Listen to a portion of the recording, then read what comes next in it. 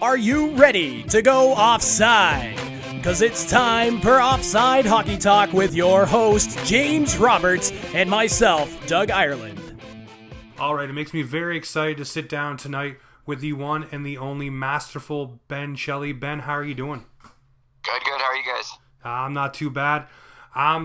Breaking news today right out of Leafland, right before we do this podcast. Of course, the Maple Leafs extend one Brendan Shanahan for 6 more years. Obviously, everything he's done so far seems to be either a touch of gold or a stroke of genius. How do you feel about the extension? Yeah, you basically touched on it. I mean, he's turned the complete organization around. It's a little difficult now to see what's been Brendan Shanahan and what's been Kyle Dubas recently, and I guess Lamoriello before that. But in general, I mean, his oversight has completely turned the Toronto Maple Leafs organization around, so there's no surprise here. Well, you know, Shanny has been known for big decisions since his time with the Maple Leafs. You look at Babcock, you look at Lou Lamoriello, you look at the fact that then he went with Dubas after the Lamoriello contract was done. What is his next stamp on this organization? Is it going to be kind of in a coup with Kyle Dubas and bringing up longtime Marlies coach Sheldon Keefe and having him behind the bench with Babcock as kind of a spurring motion to say, hey, Babs, you got to get this rolling in the right direction? Not that they're not going in a good direction, but as Leafs fans, we want more. We froth at the mouth for it. Do you see that being his next stamp, or is there something else that we don't see coming that Shanahan will be announcing? No, I don't know what his next move is in terms of the Sheldon Keefe, Mike Babcock situation. I mean, we saw that they said they're committed to Babcock, and I saw reports as well that said that Keefe was really only going to leave the organization if he get kind of a home run head coaching job, and it didn't look like there are any out there right now. So the one thing I think is that if they brought up Keefe as assistant coach, it's just that's something that the media is just going to latch onto for the entire year, and I'm not sure that the Leafs, especially being the organization that they are, wants that to be the focus of the season. I don't know if that's something to consider, if that's just me talking here, but I just wonder if that's just going to become a media circus, having Keefe alongside Babcock there. I do think the leash on Babcock is probably a bit shorter than it was before, but I think we probably still see Keefe back in the AHL next year.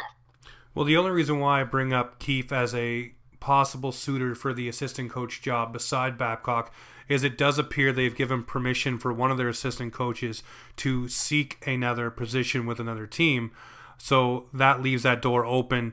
But I do agree with you, it would be a huge media circus, and everything that Babcock did wrong would be instantly pointed to the fact, well, you know what, Keefe is there, Keefe is going to take over, or whatever Keefe was running, whether it be the power play or the penalty kill, it would instantly be amplified if it was doing well with, look at what he did with this, imagine what he can do with the team. So I do see where you're coming from with that. Yeah, exactly. No, you hit the nail right on the head there. So another thing I want to get out of the way before we jump into this episode, where we're going to break down some players that have fallen out of favor, some players that we think may be on the bubble, and some players that everyone seems to think are surefire to get onto the team, is the fact that there's a lot of people latching on to the notion that because Boston is as far as they are, that it was okay that the Leafs lost to them, and the fact that the Boston Bruins can win the Stanley Cup would only lessen the burn of losing to them in the first round. And for me, I think that is pretty bad, because if you look at it, if we were to beat Boston, we would be in the same position. It seems to be, and I don't mean to be disrespectful to Columbus or Carolina, but it does seem to be a weaker field after the first round with, you know, Tampa going down and other teams as well. So I want to get what you feel. Like, for me, I think that it will burn that much more knowing what we know now and how the cards fell, that the Leafs would have had this kind of run if they were able to put away the Boston Bruins. For me, it does not lessen the sting, but I want to know what your thoughts are. Yeah, no, from a Leafs perspective, I'd agree with you. It's a pretty big missed opportunity. You see Tampa going out, Washington out, then if you get through that Boston series, you know, like you said, no disrespect to the teams that did advance, but in terms of the pool of Columbus, Carolina, and the Islanders, that's a pretty good situation to be going into after the first round for the Leafs. And I mean, to not take advantage of that it's not great, and we don't know what happens in the off season. But you have to bet that Tampa is going to be prepared next time going in the playoffs, and next year the Leafs are probably going to have are still going to have to get through not only Boston but also Tampa in that regard, and then add on to the fact that the roster may possibly take a hit, and we don't know what's going to happen with the Marner contract, but the Leafs roster could take a hit going into next year based on the salary cap situation. So it definitely is a missed opportunity. I still don't like the format of the playoffs. That's a separate thing, but overall, it was a missed opportunity. No, well, I touched on that for the notes for the show. That was another thing I wanted to bring up as well.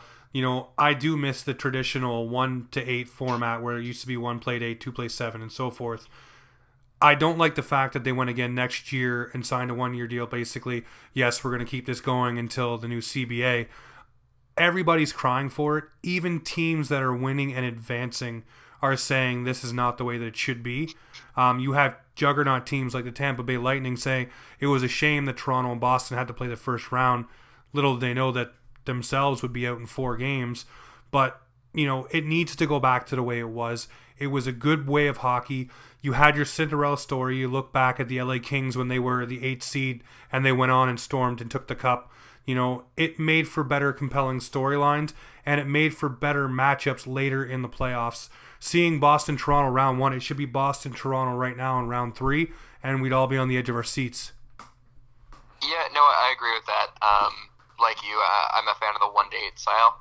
I know one of the main components of the wild card playoff matchups is that the NHL is looking to build rivalries with the divisional format, but rivalries have to come in an organic way, I think. And, you know, I think a good example of that is after seeing Tavares' first game back in New York, when the crowd's taunting him the whole game. Now there's hostilities between the teams and the fan bases. Those are real rivalries, not something based on, you know, being forced through playoff format. So, not to say that Toronto and Boston isn't a rivalry. That's just how it ended up. But I think this notion of trying to build rivalries, it's pushing a rivalry. It's pushing a rivalry a little too much, and I just think it has to come in a more organic way. Well, definitely. It's always more fun, like you said, when you have two teams that legitimately hate each other and it's not manufactured by either the media or, like you said, the NHL forcing them to butt heads to the point where they just want to take each other's heads off. I like the John Tavares and the Maple Leafs versus the Islanders. I was hoping they'd play, you know, in the 3rd round because that would have made a very compelling storyline going to the Cup. And also, I mean, that would have been some hotbed hockey. But you're right. You know, the Toronto-Boston thing, that's cool and all, but it's not what we were all accustomed to. You know, I can't wait till they go back to the other way because I believe it's going to happen. And you'll finally see some organic things happen with rivalries as well. And the problem was as well, during the regular season before, they tried to jam it down our throats. I think it was, 6 or 8 matchups against your division teams. And yeah, I think that lasted, 1 or 2 seasons, and then they went back to it, to lesser games. Yeah, I'm not sure what the numbers were, but yeah, there was a lot for a while against specifically divisional teams. You know, and I look at last year with the Maple Leafs, and I think the same thing happened kind of this year. You go in and you're playing Buffalo at the end of the year. You're playing them 4 or 5 times within a month and a half. I mean, no offense to Buffalo, but you don't need that built up unless you're going into the playoffs playing them. But again, you're manufacturing something. There's already a built-in rivalry there. You're just down the highway. Same thing with Ottawa. You know, that was already there before they had those divisional games put into the system. It was just there because we played them in the playoffs, and it was just bad blood. Ottawa didn't like Toronto. Toronto didn't like Ottawa. It's just the way it happened. But we don't get to control the schedule. We don't get to control the way it's set up. But we do get to have a voice because obviously we have a little podcast here. So we'll say something when we want to say something. But we'll jump into the true meaning of this podcast and why I'm having you on, Ben. So looking at players, we all know next year is going to be a roster crunch. It's going to be a cap crunch. So we're looking for players that are going to make this squad. And we're going to break it down into 3 categories. You know, players that everyone was high on that seem to kind of take a little step back. The bubble guys that could make the team but may need some more ripening. And then guys that are just surefire nobody can tell you that they're not going to make it because everybody's beating the same drum. So the first player I'm going to jump into the players that we were high on but that kind of took a step back is SDA. I say it that way because I don't know how to say his full name properly. You might. But he's a player that went from 51 points last year to 46 points this year. He seemed to have trouble getting a foothold in the ECHL. He's only 18, so plenty of room to grow, obviously. But I think some of the shine has come off this guy. You know, after all the hype, all the fanfare in camp and everything like that, signing the LC, the pictures with Dubas, you know, and I'll say for the record, I was one of those guys very high on this kid, loved his speed, loved his puck handling skills, loved everything about him, and really thought that he may have a chance of sticking with the squad. But obviously, it seems like he's taking a small step backwards. I'm wondering where you are at with SDA, Ben. Yeah, I don't know how much of a step backwards it was, from my perspective at least, but it wasn't a step forward. And I don't know what point total or what production level we're looking for from a stats basis, but he didn't progress nearly where he should have. You'd probably like to see him hit around at least a point per game in your third year in the OHL, but he still wasn't close. And Peterborough will have a good team next year, so I think that's pretty exciting for him. And there's a good chance he does progress next year, but his development did go a bit off track, and it's a bit of a far cry from seeing how well he played in training camp, and maybe expectations were a little too high there. But he's still got another year in the OHL. Like I said, Peterborough's going to be good, but he's a good few years away from really competing for an NHL spot. And I mean, even the point of getting to the AHL, he's still got another year, and then it's just a matter of making the AHL first. So, like you said, he didn't develop like we would have expected him to. By no means should we write him off as a prospect, but maybe he's not as high as he would have been going into the year. Definitely. So what we'll say for SDA is another year ripening, down in junior, and then come up the next year and hopefully challenge for a spot in the AHL and see where the cards fall from there, which doesn't sound bad for any prospect, but hopefully it's not another, as you put it, kind of lateral move for him. Instead, I said a step back. You said kind of just didn't go forward, to stayed put. So hopefully we do see the steps forward, this offseason and then into camp. Yep, I agree there. I think it's just a matter of taking it year by year and seeing where he does progress for next year.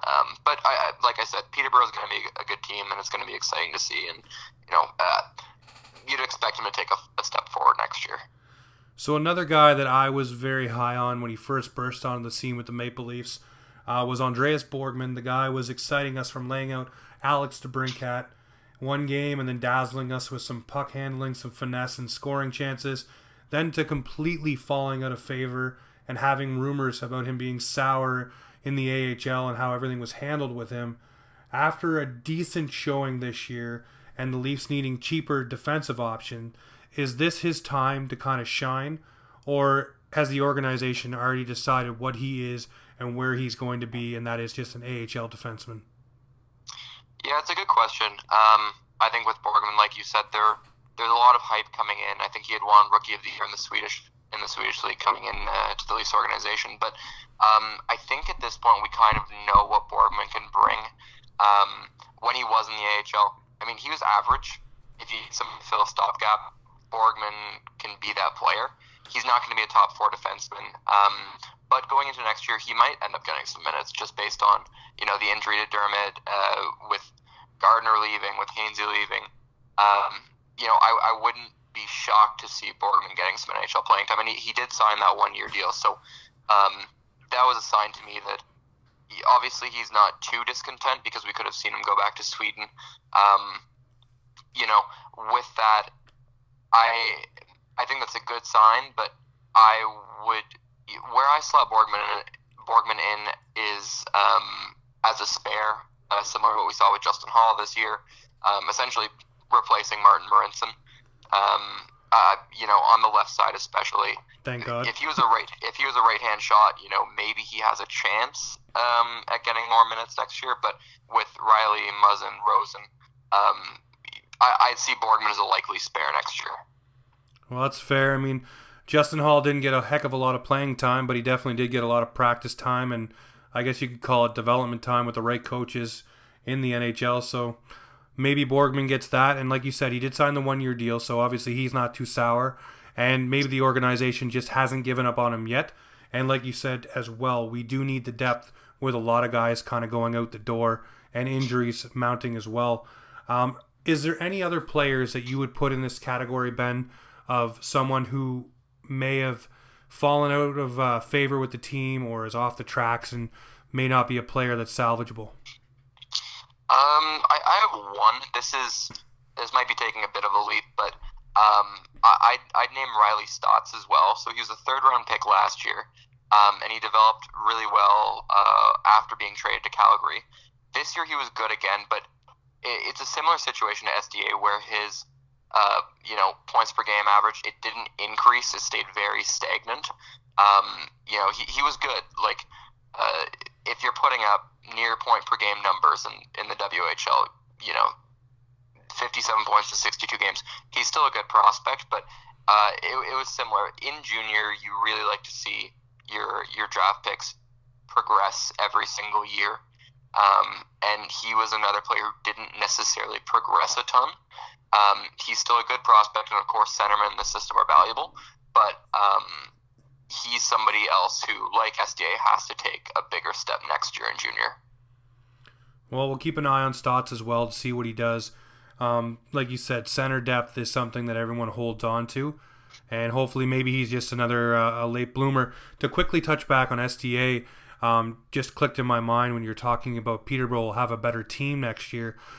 So to me, that would mean he's more of a complementary player of who he gets to play with as opposed to a Mitch Marner type where he can drive the line. So looking at STA just for a moment, that would, again, say maybe he only rises to the level of the players he's playing with. And if that is the case next year, if he racks up a ton of points, then maybe you know further what you're getting yourself into.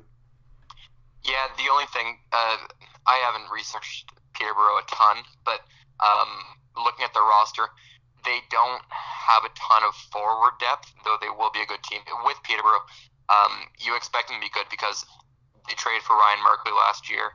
They have another Winnipeg draft pick as a defenseman, I believe. Chisholm, I believe is the last name there. But they have a few of their best players are going to be on their way out, so you would expect them to maybe make some trades to bolster up their roster.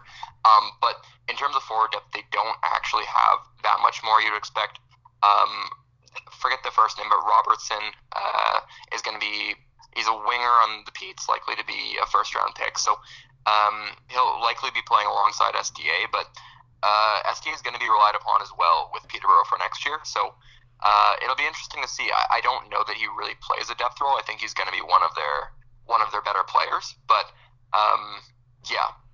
I would expect that Peterborough maybe makes some moves to bolster the lineup a bit. Well, there's 3 players that we just talked about that we will be watching to see what they do. I, for all accounts, hope that SDA can get it done, because just having a guy with that kind of name and finally getting to learn it would be fun. But saying SDA is pretty cool because obviously all the little nicknames and everything like that people come up with, SDA is pretty simple, but it's just fun to say because as long as that name will be on the back of the jersey, no one will be saying it on air. Yeah, I'll take a shot and go Semyon Dare Argue Chintsev, but SDA, it rolls off the tongue a little bit better. Well, the next stop we got is players that are on the bubble that may be able to step in. And I'm not necessarily saying right now with the Maple Leafs for some of these guys, because there's a couple guys right off the hop that haven't even really had a huge taste of the AHL, and that is Wool and Scott. Ian Scott is someone, as we all know, has a lot of fanfare this year. I believe he won Goalie of the Year in the Western Hockey League. He's just been on fire. His name has been all over the place with the numbers he's put up. The fanfare is there. Obviously, fans are talking about him as somebody who may be a solid goaltending prospect for the Maple Leafs. On the other hand, for Joseph Woll is someone we don't hear as much about. And again, I don't know exactly what he's done hugely this year to put himself into the same limelight as Scott. But I'm thinking that Ian Scott hopefully will be making the transition to the Marlies, maybe, or even the ECHL, and starting to grow his professional numbers. I'm wondering where you're at with these two goaltending prospects. Yeah, for next year, I would expect that Scott is up in professional. This is fourth year at junior now. Maybe a bit of a question as to whether or not he factors in the Marlies or the ECHL, but Cascaduo is the only goalie signed going into next year. Both McAdam and Hutchinson have expiring contracts, so it wouldn't be shocking to see Scott up right in the AHL to start. With Wall, I might be wrong here, but I believe he has another year left at Boston College. But with the two goalies, I think Scott, obviously, like you said, he's been excellent this year. There's a lot of fanfare around him. Prince Albert just won the WHL championship, so he'll be in the Memorial Cup starting next weekend. So Leaf fans will have a good chance to get a better look at him. This year, I believe he was just named WHL playoff MVP as well. And the one thing with Scott is that his first 3 years in the WHL weren't anything to write home about. I mean, he was below a .900 save percentage in all three. It was noted that working with the Marlies before this season helped him take a huge step in his development. But this is one year. He's a great prospect, just to make sure that this isn't a one-off. I don't think it is, obviously, based on the kind of season that he had, but I think taking the next step to professional is going to be a big thing for his development. With Wall, like I said, I believe he has another year left at Boston College. His save percentage has increased every year of his three in the NCAA. The only thing is, this isn't to take anything away from him. These are good numbers. He posted a 915, 917, and this year a 919. So consistently progressing, consistently very respectable save percentages. If you're looking at NHL goalies, though, who have came out of the NCAA, for example, Connor Hellebuck posted a 941 and 952 save percentage in his 2 years of NCAA. A lot of the goalies who come out of the NCAA and go to the NHL or professional traditionally post very, very high save percentages. Thatcher Demko is another example of that. Wall's numbers are similar to those of Keith Kincaid when Kincaid was in college.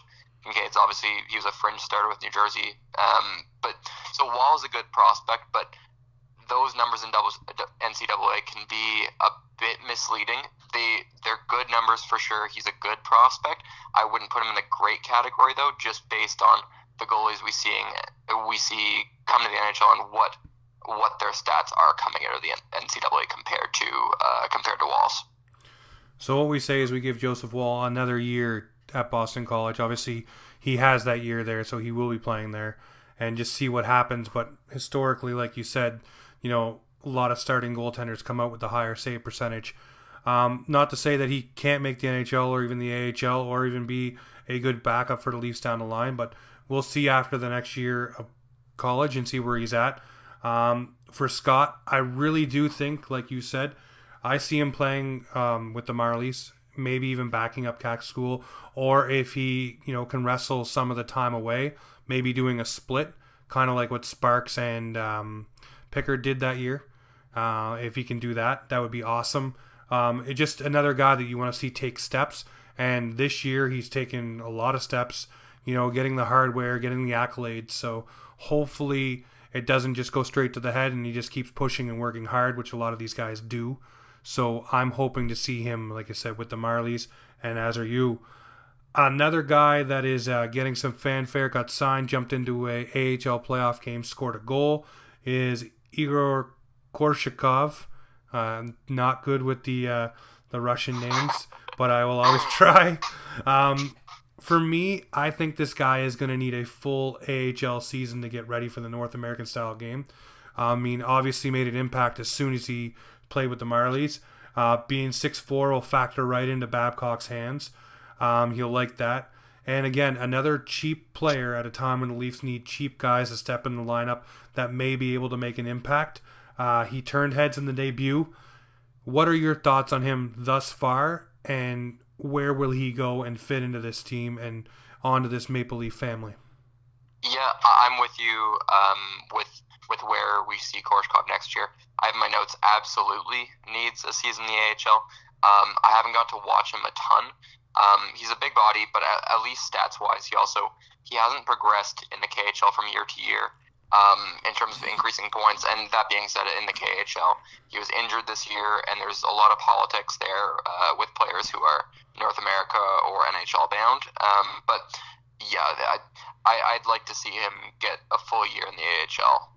He's still young, so you're not keeping him. But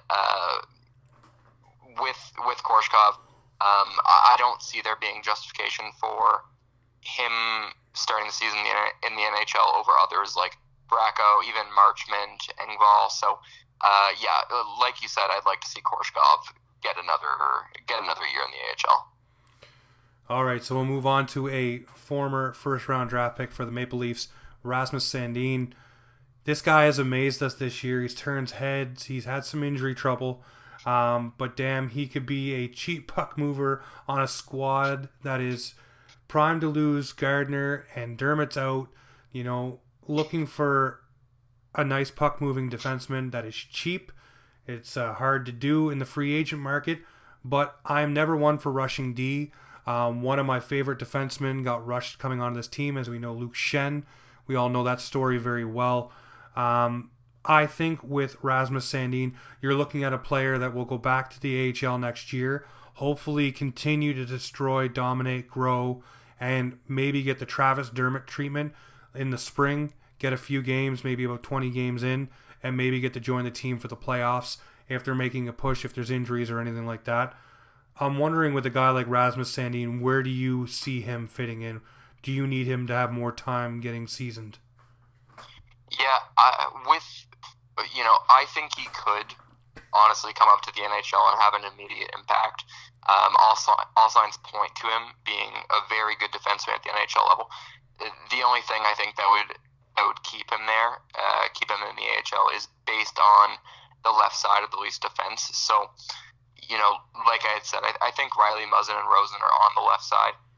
Dermott's out, but he was playing on the right side, and I would expect him to continue to play on the right side next year. And another big thing with Sandin is that his ELC will slide for another year if he doesn't reach the 9-game, if he doesn't go over the 9-game limit. So I'm not sure necessarily how it would affect the expansion draft at this point, because I'm not sure if just having expired from your ELC factors in, or whether you still need to be on it. But I wouldn't be shocked to see him back in the AHL again. I think, like I said, he could have an impact if he came up to the NHL, but I wouldn't think it's that likely to see him get an extended look in the NHL this year. All right, well then we look to a guy that plays a lot with Rasmus Sandin on the same Marlies team, and that is Timothy Liljegren. Same as Sandin, I feel he still needs some more time to ripen. Obviously, all the fanfare around Sandin this year, he's jumped over Liljegren in the excitement factor, but not to be overlooked, Timothy Liljegren is still looking like a possible NHL defenseman, maybe in your top 6, I'd say, maybe your 4th or 5th defenseman is what I'm trying to say there. Maybe he can be brought in to get some competition going between guys that are on the bubble, like a Calle Rosen, Justin Hall, or whoever may be pushing to make the Leafs lineup with the injuries and exits going on. Health was another thing for him as well this year. I'm wondering where you're at with Liljegren. Obviously, before Sandin was drafted, Liljegren was high on the charts. He seems to be now below him after this season. Where do you have him factoring in? Yeah, I would expect him to get a chance this year, especially with Dermott likely injured to start the year, not in the opening night lineup. He's developed well, and because Dermott was playing on the right side, Hamzy's likely gone. Zaitsev is probably the only right side defense starting the season right now. So, I wouldn't doubt that he gets a chance right out of camp. And I don't think it would be surprising at all to see him stick for the season as well.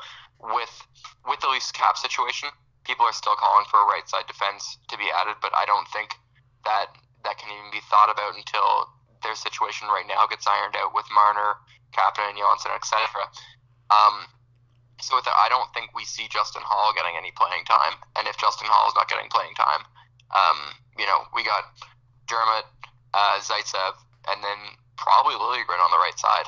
So I'd expect him to get at least a look at a training camp and then likely stick for the season. Well, that's good because I want to see this guy. He was a lot of fanfare when we drafted him. Couldn't believe we got him where we got him. Obviously, he was sick the year of his draft year with mono. So he did slide down the draft, and he did seem to be a good progressing defenseman, another puck mover. So with Dermott out, maybe he is going to be that guy that fits into the bottom pairing and kind of get sheltered minutes, getting used to the NHL. Another guy for me where we're looking for cheap players, sandpaper, grit, skaters, Trevor Moore-esque, Zach Hyman-esque kind of players, Mason Marchment. He's a guy that I think may be a good person for your fourth line. He just seems like that type of guy that would fit in for us. And another guy that probably would take directives well to go fish out the puck, to go do all those hard-working little things that you expect of a Trevor Moore and a Zach Hyman. Wondering if you're on the same thought process, or am I completely out to lunch? No, yeah, you're right. I think Marchment adds a bit of a spark that the Leafs need. And actually, I was watching just the Ottawa 67s playing the finals in the OHL. I'm from Ottawa, so we went to a game, and I noticed that it's not really that the Leafs need toughness, but watching both Guelph and Ottawa play, it's that both these teams had some sort of a drive and intensity that I think was lacking a bit with the Leafs. And when, it's not necessarily you need somebody who's going to hit players hard. Jake Muzzin throws hits, but it's players who are going to not just, it's players less so who are going to, produce offensively, and more so players that are actually, if a player gets knocked down, gets hit hard, they're going to stand up for them. And I didn't really think that was lacking on the Leafs. I thought that was, just something you saw from some of the fan base. But looking at it more, there are at least not a lot of players who will do that on the Leafs, who will stick up for players, who don't, not that, the team's filled with hard workers, the Hymans of the world, but you want players with those kind of intensity and drive, and I think Marchment has that, and he put up 25 points in 44 games this year. He can produce. The only thing is, like a lot of wingers, there's a question of where he's going to fit in. With the Leafs wing situation right now, the only way somebody gets in, other than Trevor Moore, who I'd say is probably penciled in to make the team, is if somebody comes out. And I think Connor Brown is probably gone, so that frees up a spot, but they still need to free that spot. And a lot of people are talking about, well, this winger's ready, etc. But, there are no spots as of now, and I think that's a big thing. I think Marchment will be competing for sure to make the team. I just think he's competing with a lot of other wingers for very, very few spots. Definitely, and I'll look at what you're saying there about the team not having that pushback is what it's called, basically. A guy gets knocked down.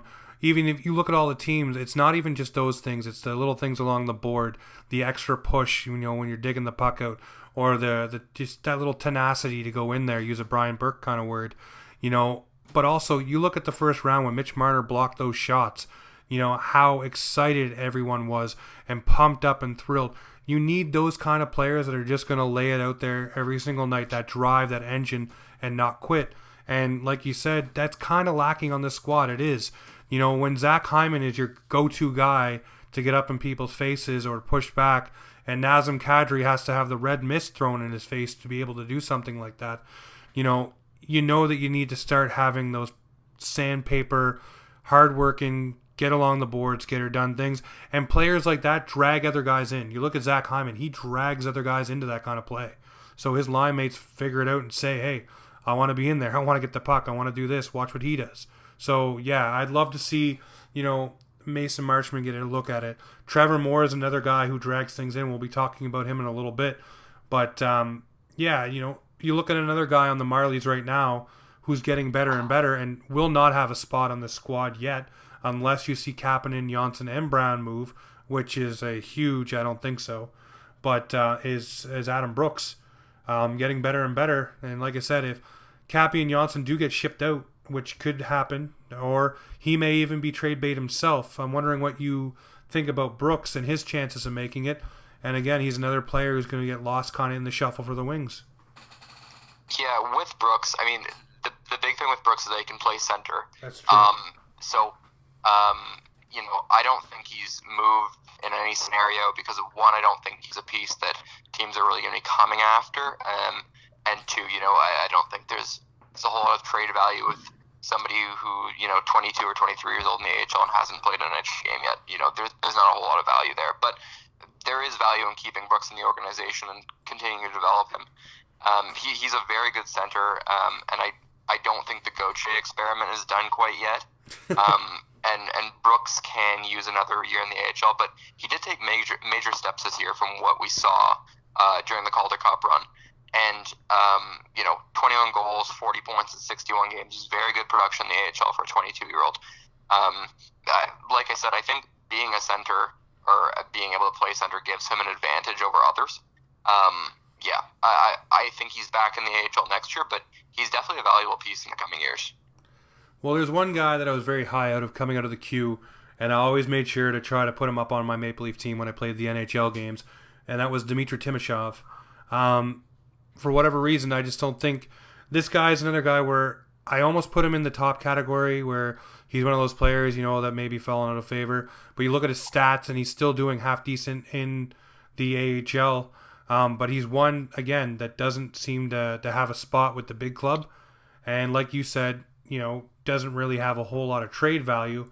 Is this a player, again, that is spinning his wheels? Or is there something salvageable here with Timashov that he may get a look if there's a lot of injuries, or may even get put into a package to make a deal a little sweeter? I'm actually quite a big fan of Timashov, and I think a big reason of that is this is now his third year with the Marlies, and when you look, he's progressed every single year since he came out of the queue. 24 points in his first season, 34 in his second, and exploded up for 49 points this year. He's still only 22 years old. Again, he's in the same situation with a lot of wingers where there's just not a whole lot of room for him. He'll be back in the AHL next year, but I wouldn't be shocked to see a season like Trevor Moore had where he really, exploded after the playoffs. And in the playoffs here, Timashov has 8 points in 7 playoff games. So he has a lot of potential. He actually, his regular season point per game average at 22 years old in the AHL is higher than Andreas Johnsson's was when Johnsson was 22 years old in the AHL. So Timashov has potential for sure. Using Johnsson and Trevor Moore's comparables, it's just a matter of when he's ready for the NHL, is that spot going to be there for him? Well, if you have contract holdouts, we have a couple other players to talk about that will have an extended look with the Maple Leafs, I do feel. But if you have the holdouts and you have players like Johnsson, Marner, Brown, and Kapanen not there with the team, he may be one of those guys that seizes an opportunity in camp and they give him a look. Like I said, I was very high on him when he came out of the queue. Like I said, I used to love to have him on the squad. So I'm hoping for good things for him. I'm glad you feel the same kind of light that I have for the kid. So hopefully he does end up making the roster eventually. Yeah. So these are the guys right now that a lot of people seem to think are ready for prime time. There's a couple in here that are obvious, and then a couple that are like, oh, let's see. So the first guy I'm going to touch on is Trevor Moore. We've brought him up numerous times already. We've seen what he's done. Leafs Nation screaming for more when he scores. This guy heads out there with just bullet-like speed, goes in the corners, works hard, doesn't care how big you are. He'll go and combat you, whether you're Zdeno Chara, Brad Marchand. Didn't matter. He was there. He will fill the void, I think, when Hyman is out. He will be that kind of player that Mike Babcock leans on to go dig the puck out and do those little things. I've liked what I've seen with him. He's a player that has edge and skill and never quits on the play. And that goes a long, long way with the head coach, obviously. You know how Babs likes those guys. are you sold on this guy to continually be on this team? Yeah, Moore was great on the fourth line last year, and he provided that spark that you didn't see a ton of players have, and I'd expect that he basically has a spot reserved for him on the team next year in that fourth line left wing spot. I think it'd be good to see Moore even get top 9 minutes. I don't know how likely that is that we see Marleau get moved to the fourth line, but yeah, in my opinion, Trevor Moore is definitely NHL ready. All right, so we agree on that one. Now, the next guy is Pierre Engvall. A lot of people want this guy up, and you even touched on it just a little bit ago as a player who may get a look. There's a certain portion that is pulling for this guy, and then I see other people say, well, no, he's definitely not ready yet. He's a guy who can battle, has size. Some people say the question is, can he use it and continually put it on display? You look at a player like Frederick Gauthier, has the size, sometimes can lower the hit, sometimes can play big. Other times he's just a big guy and a shell of a body. Wondering where you put this guy on the category. I'm not sold on him, but a lot of people that I've talked to are sold on this kid. So I want to know where you're at, Ben. Yeah, I think he's in a battle with the likes of Bracco and Marchman for a roster spot next year. And that's only if a winger is moved out. But I think Engvall is a little bit lower on the prospect chart. The one thing is, I could be wrong here, but I believe he started playing center as well. So the Leafs are really deep on the wings. But if Engvall can prove himself as a center, he could take a run at Gauthier's fourth line spot. Again, I don't think that comes this year. I would expect to see him back in the AHL for next year, but he's a big guy, and like Marchman, to a lesser extent, though, he plays with some bite. He wasn't overly productive in the regular season. He had 32 points in 70 games, but because he's still young, I would expect him to be back in the AHL next season. But if he was able to work out as a center, I think he provides the organization with quite a bit more depth than if he just plays along the wing. All right, so there we are. Back to the AHL for Engvall, and I think that's the right call for the kid. Hopefully he keeps progressing and doesn't take it as a negative or a knock on him. The next guy, another obvious guy that I think will be on the squad again, someone we've touched on, is Calle Rosen. I think with Gardner heading out the door and Dermott hurt, this is Rosen's time to really step up and take the proverbial bull by the horns. He did it when he was down in the AHL. He turned it on, and obviously we all know his story now. What do you expect from Calle Rosen? Do you think that he is going to be awarded top 4 minutes, or is he still going to have to earn his way into the top 4 with injuries? I know we do have Riley, we do have Zaitsev, Dermott, and the list goes on, but where do you slot Calle Rosen in on this team? Is he just your bottom pairing guy, or will he see some top 4 minutes? Yeah, I'd say to start off, Rosen is probably playing bottom pair left side. But I think he's also going to be relied upon quite a bit with Gardner leaving, whether that's fair or not. He's been outstanding in the AHL this season, and I thought he looked good in the time they did spend with the Leafs near the end of the year. The only thing playing top 4, I would expect that Riley and Muzzin are the top 4 left side, and then Dermott and probably Zaitsev are the top 2 on the right side there. So with Dermott's injury, maybe we see Rosen get more time, but again, I would expect him to play left side.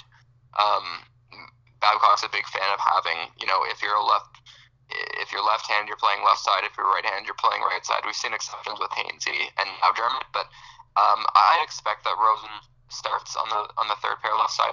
It gives them an easier transition. But I could, if it proves effective, he may be getting more minutes later down the road. Well, I think Rosen will be in there, and definitely, I do think he's going to be leaned on with Gardner going, especially with his puck-moving prowess. So hopefully it's not too much too soon, as we talked about, defensemen being rushed and leaned upon a little too early. So I do hope that he progresses properly, and I do think he'll be a very big contributor for the Leafs on the blue line. The next guy, this guy is someone that everybody's high on, myself included. It's Jeremy Bracco. The excitement factor is very high for this kid. He can fill a void left by a player, wanting too much cash, or even a holdout guy that we were talking about earlier. This is my choice for a guy who can break it open for a spot for himself on this team, if he gets his hands on one. you look at it, after 32 points in 50 games last year, he smashed it, getting 79 points in 72 games. And at 22, I feel like he's ready to make that jump. Am I crazy, or does this guy need another year? Because I think he's ready to jump on the Leafs. Yeah, no, I definitely love to see Bracco on the Leafs. The only thing is, where I don't mean to sound like a broken record, but there are just so many wingers in the organization that no matter what, he's going to be competing with somebody for a spot. He's an excellent prospect, but I think the thing with Bracco is that he's probably going to need top 9 minutes and a top 9 spot to be effective. I don't want to speculate on where he could fit in, just because there's so many options the Leafs will have to address with their cap situation. So we have no idea who's starting out the year in Toronto. But with Bracco, he can be good on the power play. He's a playmaker, but they need to try and fit him into a spot where he belongs. And if they can do that, then he's my pick out of any non-roster forward to be in the NHL with the Leafs next year. And he had a higher points per game average in his 21-year-old season than Kadri, Kapanen, or Brown did in the AHL. So, he's a very good prospect. I'd like to see him in the NHL next year. I think he could see a situation where, like we saw with Kapanen, Kapanen was essentially overdeveloped almost, where he was NHL ready and then started the following season in the AHL before getting a midseason call-up. I think we could probably see that with Bracco, but at the very least, I'd like to see him get a midseason call-up. I just don't know where he's fitting in on opening night. Now, saying he's a good prospect, obviously we all know our defensive woes and what's going on with the cap situation. Do you think he would be somebody that's included in a trade, or is he an untouchable at this point, where he's on a cheap contract and can probably produce in the NHL? I definitely don't think he's untouchable. I think there are very few players or prospects that would be, and especially with the wing depth, he's not untouchable. That being said, his trade value probably is not very high, like was with Brooks.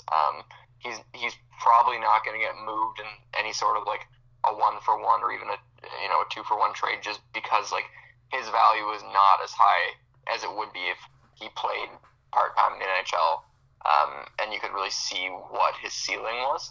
So I hope he's not part of a package, such as like we saw with Muzzin, because I think he needs that chance to really show what he can do in the NHL. But I'd like to see him stick around, and I also don't think his value is high enough to get anything worthwhile back in return.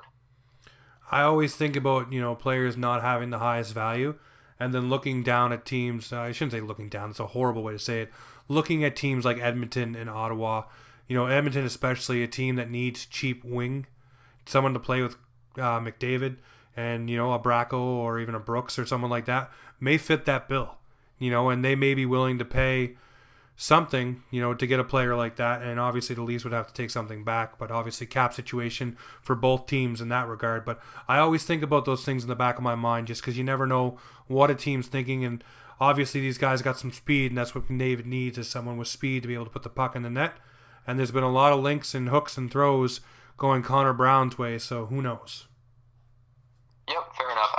It was specifically with the McDavid situation, I would assume that at some point they have a left winger there long term. They're not necessarily left, because Nugent Hopkins was playing wing as well, but they have a winger there long term for him. I don't know when that comes, but I think Brown is probably the winger getting moved. Where he goes, who knows? But I think he's the one that probably opens up the spot for somebody to come up to the AHL. Well, the last guy that we're going to talk about is the latest signing by the Maple Leafs. I'm going to take a crack at it. As I said, I'm not good with these names, but I think it's Mikheyev. That's what I'd go with too. The forward they signed. You don't go and sign a guy like this for 1 year with the skill out of the KHL and just have him toil away in the Marlies. I think this is a come over and show us what you can do, and we'll work on something bigger if you do work out. He's already been lauded by Babcock, who seems to be a surefire lock to make this team can't be damned already. My only worry is stronger competition and the North American style game. Will it slow him down? Will it change his play? can he break it open and be an effective goal scorer on this squad? Or, even better, could he be the version of Panarin, like when the Blackhawks got him and, plucked him at age 23? We're taking this guy at age 24. I'm not saying the same exact kind of stats, but I'm just saying maybe he might be our poor man's version of that. Are you sold on this guy? Does he make the squad? What do you think the plan is for this guy? Honestly, I've never seen him play other than, my best basis to go off of is just looking at his stats. His stats were similar to those of Miro Alton when Alton came to Toronto, and Alton was effective in the AHL, but again, he got that year in the AHL before he would have came up to the NHL this year. I'd like to see him start in the AHL. That being said, I think it's pretty unlikely. It would give him a chance to adjust to the North American ice. But, that being said, it's a one-year deal. So this puts him in a situation where, similar to Ozhiganov, they kind of have to play him in the NHL to see what they have and make sure he doesn't, if they were putting him back in the Marlies, there's a chance he just heads right back to Russia before they even have a chance to look at him. So there were a lot of teams after him, so I would imagine that there was some sort of handshake deal there basically saying that he's starting the season in the NHL. I don't know that he should be based on, at least stats-wise, how he's been able to produce. But it definitely seems like the organization has plans for him to be in the NHL next year. Yeah, it's like I said, you don't sign the guy to the one-year deal and just have him toil away on the Marlies. So, and Babcock seems like the guy. He's got size again. He's another bigger type kind of player. So hopefully it leads into more of that sandpaper grit, tenacity kind of play. Ben, is there anybody that we've left out, either that's fallen out of favor on the bubble or going to make this squad or should make this squad in your eyes?